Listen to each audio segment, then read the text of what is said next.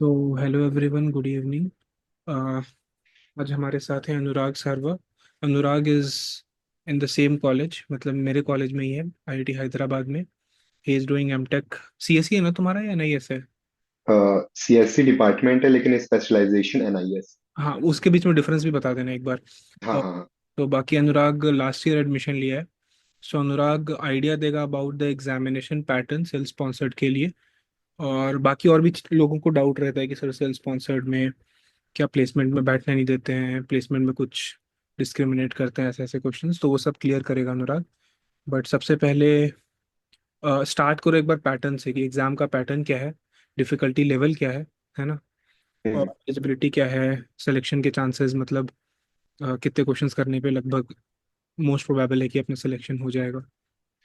Okay, तो मैं एक डॉक रेडी किया, मैं शेयर करता हूँ पहले। स्क्रीन शेयर करना है तुम्हें? हाँ हाँ हाँ। एक मिनट हो गया मैं तुम्हें। ओके, अलाउ कर दिया मैंने।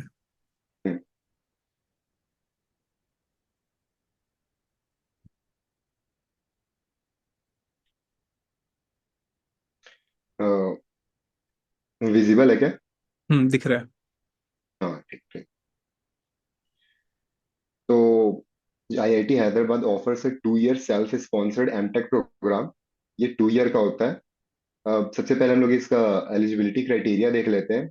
जो आपका ग्रेजुएशन है, वो उसमें जो आपका सीजीपी या फिर जो सीपीआई है, वो 8.5 या फिर 8.5 से प्लस होना चाहिए। या फिर जो आपका गेट स्कोर है, 600 या फिर 600 से प्लस होना चाहिए। अगर ये दोनों में से कोई भी लाइक फील्ड में अप्लाई कर रहे हो, तो आपको डेफिनेटली मतलब डेफिनेटली मेल आ जाएगा एग्जाम देने का। अ, हम लोग थोड़ा सिलेक्शन प्रोसेस देखते हैं, जिसमें आपका रिटन टेस्ट और इंटरव्यू। यहाँ पे इंटरव्यू ऑप्शनल है, वो डिपेंड करता है कि होगा नहीं होगा। जैसे कि यहाँ पे अगर सेल्फ स्पॉन्सर्ड की एग्जाम की बात करें, तो सेल्फ स्पॉन्सर्ड एग्जाम जो है वो सीएससी एनआईएस। आपको यहाँ पे सिर्फ सीएससी का फॉर्म भरना है, जिसमें आपके पास दोनों ऑप्शन होगा, सीएससी और सीएससी एंड सीएससी एनआईएस। आप लोग अपने प्रेफरेंस के हिसाब से दोनों में से किसी एक को भी फिल कर सकते हो या फिर दोनों भी फिल कर सकते हो। एक बात क्लियर कर देता हूँ, ये जो एनआईएस है वो अंडर डिपार्टमेंट ऑफ सीएससी है। यहाँ पे सिर्फ एक्स्ट्रा एनआईएस आ जाता है, बिकॉज आपका वो जो भी स्पेशलाइजेशन है, वो बेसिकली नेटवर्क से तरफ हो जाता है, इसलिए। बाकी आपको 2-3 सब्जेक्ट की बस एक्स्ट्रा पढ़ना है, बाकी जो पूरे कोर्स है वो सिर्फ सीएससी वाले होते हैं। आप एआई का भी सेल्फ स्पॉन्सर्ड एग्जाम दे सकते हो, स्मार्ट मोबिलिटी का भी दे सकते हो। रही बात सिलेबस की, हम लोग थोड़ा वो देख लेते हैं। Syllabus is same as GATE CS. जो भी आप गेट सीएस में पढ़े हो, सिर्फ वही है। यहाँ पे सिर्फ एप्टीट्यूड नहीं होता, बाकी सेम है। आपको कुछ भी अलग से एक्स्ट्रा कुछ भी नहीं पढ़ना है। मैं आपको अपने टाइम का बताता हूँ, 2024 का। हमारा जो रिटर्न टेस्ट है वो 2 फेज में हुआ था। टोटल ड्यूरेशन 2 आवर्स का था। वो ऐसे पहले 1 आवर का एग्जाम था, फिर ब्रेक था, फिर 1 आवर का एग्जाम था। तो इस टाइप से हुआ था। जो पहला एग्जाम था वो ऑब्जेक्टिव था। उसमें टोटल 25 क्वेश्चन थे, जो कि डिवाइड था 2 सेट पे। पहले 15 क्वेश्चन एंड फिर 10 क्वेश्चन। सेट वन में आपका सी, बीएस, एल्गो और डिस्क्रीट मैथमेटिक्स के क्वेश्चन थे। बट ये क्वेश्चन थोड़े ज्यादा ही ट्रिकी थे। ये गेट के लेवल से थोड़ा ऊपर है, तो आपको इस पे थोड़ा ज्यादा मेहनत करना पड़ेगा इस चीज पे। और सेट टू की बात करें, तो इसमें बाकी पूरे अदर सब्जेक्ट आ जाते हैं, एप्टीट्यूड वो सबको छोड़ के। तो इसके लिए सिर्फ आप अगर कॉपी पढ़ते हो अच्छे से, तो इसको आप आराम से क्लियर कर लोगे। आपको सेट टू पे ज्यादा मेहनत नहीं करना है, सेट वन पे करना है। बिकॉज जो पेपर का लेवल है वो बहुत ही ज्यादा इजी होता है, तो जो भी है वो सिर्फ ये सेट वन ही डिसाइड करेगा। और ध्यान रखना कि कोई भी सिली मिस्टेक ना करो, क्योंकि पेपर बहुत इजी है, तो सबके सबको मतलब सबके सब गेट का प्रिपेयर करके ही आते हैं, तो सबके पास अच्छा आइडिया होता है। तो अगर कहीं से भी आपका 1 मार्क्स भी जाता है, तो वो आपको शॉर्ट लिस्टिंग के प्रोसेस में दिक्कत ला सकता है। फेज टू, ये एक्चुअली जब हम लोग को मेल आया था ना, तो सिर्फ फेज वन के बारे में लिखा था, फेज टू के बारे में नहीं लिखा था। ये हमारे लिए सरप्राइज था। वहां पे हम लोग को बोले 30 मिनट वेट करो। फिर अचानक से हमारा ये सब्जेक्टिव पेपर भी हो गया, जिसमें अराउंड 6 क्वेश्चन थे।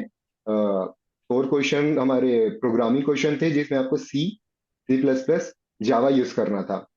और इसमें इसमें आपको सिर्फ पेन और पेपर मिला था, आपको पेपर में लिखना था ये कोड। और एक क्वेश्चन सीएन से आया था और एक क्वेश्चन सीओए से आया था। सीओए से जहां तक मेरे को याद है पाइपलाइन पे क्वेश्चन आया था, ये ऑब्जेक्टिव पे भी और ये रिटर्न पे सब्जेक्टिव पेपर पे भी। ये डिपेंड करता है ये होगा कि नहीं, इसका कोई आइडिया नहीं, बिकॉज जब मेरे को भी मेल आया था तब इसके बारे में कुछ भी नहीं लिखा हुआ था, सिर्फ ये एक पहला फेज वन के बारे में सेकंड, लिखा था। हम्म। ये जो सब्जेक्टिव पेपर है, तो ये हम्म। सेल्फ स्पॉन्सर्ड वालों के लिए भी इवेलुएट हुआ था या फिर ये बस आरएस के लिए था? एक्चुअली ना इसका आइडिया नहीं है कि ये इवेल्युएट हुआ था कि नहीं हुआ था, हाँ, वही बेसिकली वही। जो हम लोग। हाँ, बिकॉज सेल्फ स्पॉन्सर्ड और आरए का दोनों का सेम एग्जाम कंडक्ट हुआ था, बस हाँ उन हाँ लोग के हाँ। में एक्स्ट्रा एक इंटरव्यू एक्स्ट्रा था, जो कि फेज थ्री। ये टोटली डिपेंड करता है कि आपका होगा कि नहीं। अगर आप आरए के लिए हो, अगर आप आरए के लिए भी फील किए सेल्फ स्पॉन्सर्ड प्लस आरए, तो डेफिनेटली आपका चांस है ये इंटरव्यू भी होगा। हम्म। आगे देखते हैं। बट बट बट बट केवल सेल्फ स्पॉन्सर्ड के लिए इंटरव्यू नहीं होगा ना? मतलब तुम्हारा इंटरव्यू नहीं हुआ था? 2023 में ना ये चीज हुआ था जब हाँ एग्जाम ऑनलाइन हुआ था। हाँ। तो इसलिए मैं ये फेज थ्री भी लिख लिया, लेकिन ये ऑप्शनल है, तो ओके। मतलब पहले से ही प्रिपेयर रहे ताकि लाइक कोई एंड में कुछ दिक्कत ना हो इसलिए। और एक इम्पॉर्टेंट तो पॉइंट यहाँ पे ना हम्म। स्टूडेंट्स के लिए कि 2024 में ये एग्ज़ाम बेसिकली आईआईटी हैदराबाद के कैंपस में हुआ था। तो जो हम्म। लोग फॉर्म फिल कर रहे हैं या फिल कर चुके हैं, तो मोस्ट प्रोबेबली इस साल भी एग्ज़ाम कैंपस के अंदर ही होगा। तो आपको हम्म। ट्रैवल करना पड़ सकता है, यहाँ पे हैदराबाद आना पड़ सकता है। हाँ। मेरे टाइम पे क्या हुआ था, मेरे को एग्जाम के सिर्फ 3 दिन पहले ही मेल आया था कि एग्जाम है। तो ऐसा भी हो सकता है, तो पहले से प्रिपेयर रहना अगर फॉर्म फॉर्म भर रहे हो आप लोग तो 2023 में ऑनलाइन एग्जाम हुआ था, फिर इंटरव्यू हुआ था, तो 2023 में अलग हुआ था और 2024 पे अलग था। तो जैसे सुप्रीत सर ने बोला, इस बार भी हाई चांस है कि ऑफलाइन ही एग्जाम हो, तो उस हिसाब से प्रिपेयर करना। और यहाँ पे एक छोटा सा नोट है, people who are applying for R A are also giving the same exam, the entire process is same but they have interview round extra. So ये चीज सेम, अगर आप एसएस के लिए भर रहे हो तो मैं बोलता हूँ कि आरए के लिए भी भर ही देना, अगर आप लाइक चांस मिले तो। बेस्ट इज टू फिल ये। अगर हम लोग टोटल फीस की बात करें तो अप्रोक्स 12 लाख है। यहाँ पे हम लोग को क्रेडिट क्रेडिट सिस्टम पे हम लोग को वो भरना रहता है फीस। पर क्रेडिट अपने को 20,000 पड़ता है। टोटल अपने को 48 क्रेडिट कंप्लीट करना पड़ता है पूरे प्रोग्राम में। और प्लस मैथ्स और हॉस्टल फीस एक्स्ट्रा होता है। और ये इंपॉर्टेंट चीज़ है, जो फाइनेंशियल सपोर्ट, इसमें सेल्फ स्पॉन्सर्ड जो स्टूडेंट होते हैं उसको कोई भी टीए ड्यूटी नहीं करना पड़ता, और कोई भी स्कॉलरशिप नहीं मिलता, कोई भी स्टाइफंड नहीं मिलता। तो ये सब चीज़ के लिए हम लोग एलिजिबल नहीं होते सेल्फ स्पॉन्सर्ड स्टूडेंट्स।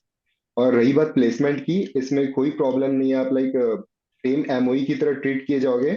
बस वो आपको अपने तरफ से अपने आप पे मेहनत करना है कि आप कितना कितने से कितना अच्छा सा प्लेसमेंट निकाल सकते हो।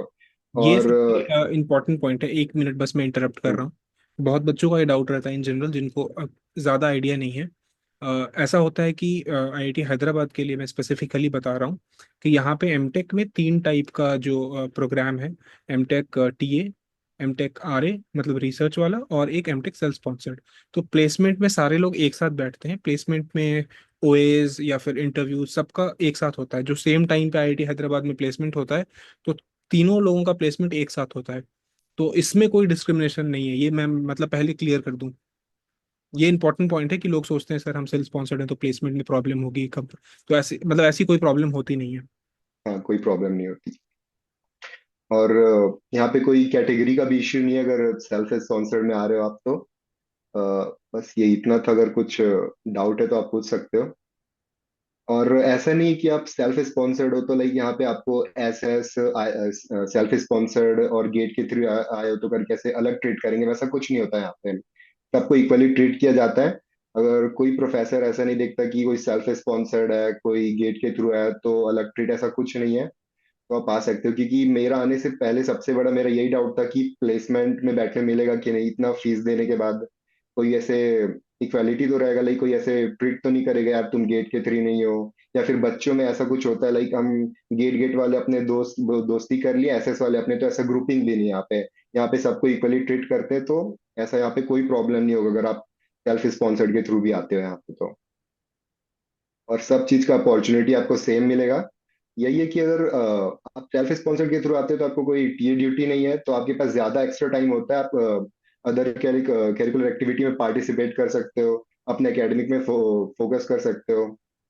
तो यही सब चीजें हैं। और अभी अगर हमारे अभी की बात बताऊं तो हमारा जो सीएससी बैच में जो क्लास टॉपर है वो भी सेल्फ स्पॉन्सर्ड ही है। तो हम्म। आपके पास टाइम है इन चीजें करने का। और हाँ, जो सबसे इम्पोर्टेंट है वो यही चीजें हैं, ये जो एग्जाम का फेज 1, इसमें आपको अच्छे से प्रिपेयर करना, और पेपर का लेवल बहुत ही ज्यादा इजी होता है। तो आप सिर्फ सीडी सीओएस यानी ये सब के सिर्फ अगर आप सिर्फ नोट्स पढ़ के जा रहे हो। मेरे को याद है ओएस का एक क्वेश्चन आया था जिसमें सर फर्स्ट चैप्टर पे ही कुछ ऑब्जेक्टिव लिखवा लिखवा के रखे थे नोट्स बनाते ही टाइम पे। तो वो एज इट इज क्वेश्चन आ गया था, तो मैंने डायरेक्ट टिक कर दिया था, इसमें कुछ ज्यादा मेरे को ऐसे पढ़ने का टाइम नहीं लगा।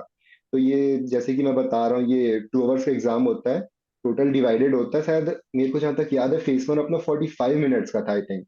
अच्छे से याद नहीं है मुझे, 45 या फिर 1 आवर का होगा।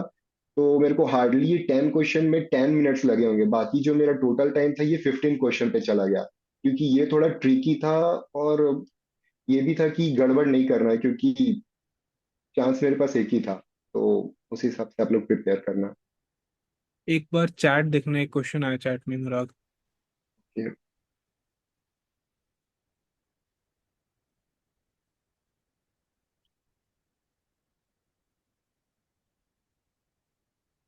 प्रोग्रामिंग मतलब, मैं क्वेश्चन पढ़ देता हाँ हूँ। हाँ हाँ, प्रोग्रामिंग क्वेश्चन। अरे प्रोग्रामिंग। प्रोग्रामिंग अगर आपको थोड़ा सा भी डीएसए का आइडिया है तो आप इजिली वहाँ पे आराम से लिख सकते हो, बहुत इजी होता है उसका। मेरे को जहाँ तक याद है, मैं 2 क्वेश्चन तो बाइनरी सर्च पे ही आए थे। एक तो आपको चेक करना था और एक आपको एलिमेंट फाइंड करना था कि ये इस पे रहेगा कि नहीं, इस टाइप से कुछ था। मेरे को अच्छे से आइडिया नहीं है, बहुत इजी होता है उसका। अगर आप जो सर का नोट्स है पूरे एल्गोरिदम को आप अच्छे से पढ़ लोगे, और थोड़ा भी डीएसए का आइडिया, और कभी भी ऐसा C++ या फिर किसी लैंग्वेज में भी आप कोडिंग किए हो तो और आप आराम से लिख सकते हो उसको। बहुत इजी होता है उसका भी पेपर। और किसी का कोई डाउट है तो पूछ लो अभी। बाकी तो और यहाँ पे इस टाइप के भी बंदे आते हैं जिसका जो जनरल है, जिसका 800 रैंक है, 900 रैंक है, 700 रैंक है। तो जब पेपर देने जाओगे, तो जब लास्ट ईयर मेरे मेरे सीनियर से बात हुआ था, वो बोले भाई ऐसे ऐसे लोग भी आते हैं पेपर देने, तो डरना नहीं है। अपना जैसा भी रहेगा अच्छा अपना बेस्ट दे के आना। तो मैं वही मेंटेलिटी के साथ गया था और अपना अच्छा दे के आया। तो आप लोग भी जाओगे तो ये सब ऐसा कुछ मत सोचना, सब अच्छा अच्छा जाएगा। ठीक है। किसी का डाउट और कुछ पूछना है स्पेसिफिक तो पूछ लो अभी अनुराग से।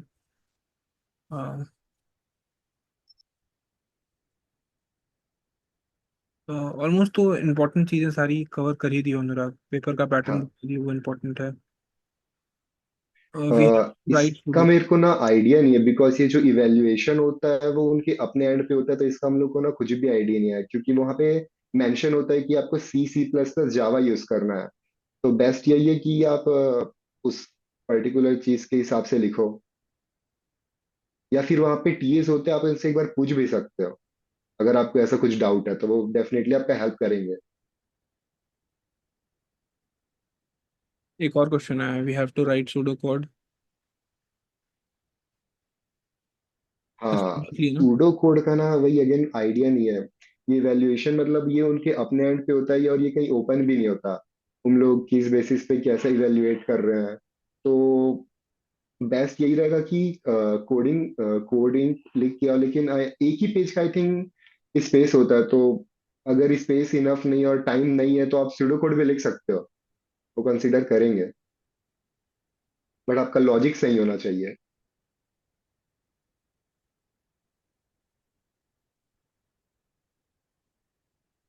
मेन तो एग्जाम का पैटर्न था।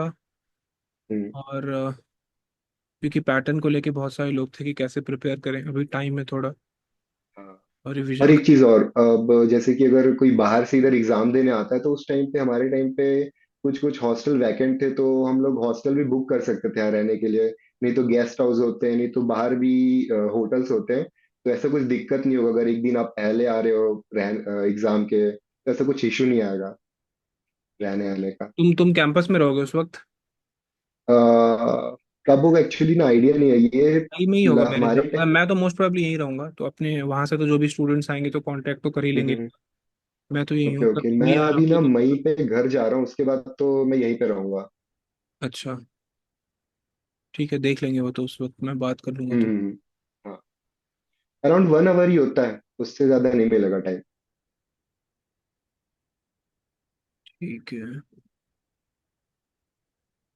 चलो बाकी और हम। पूरा रिटर्न होता है, कोई कंप्यूटर बेस्ड नहीं होता, तो पेन वैन से आपको जो भी सब चीज वही खुद से रिटर्न लिखना सब्जेक्टिव।